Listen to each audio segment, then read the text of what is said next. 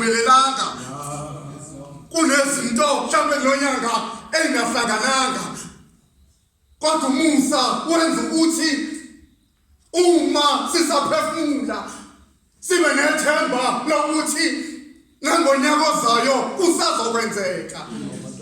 Umusa wenza izinto zokuthi mawuphefumula ube nethemba lokuthi kunezinto ezizovela. Ngokunjalo umusa kaNkulunkulu ekufanele sibonge.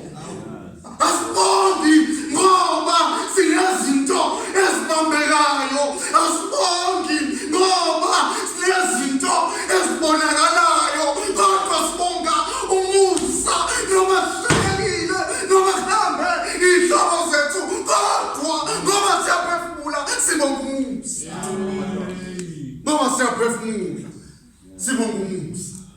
Bangibeka umgomo bazalwane, bongani uNkulunkulu wezulu ngoba umusa wakhe umiphakathi umusa.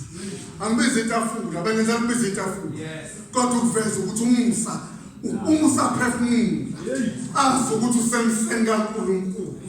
Umusa aphefumula usemseni kaNkulunkulu. Kanjalo noma ngabe izinto ziyabonakala noma ngabe ayibonakali, kodwa ngoba usaphefumula usasemseni kaNkulunkulu.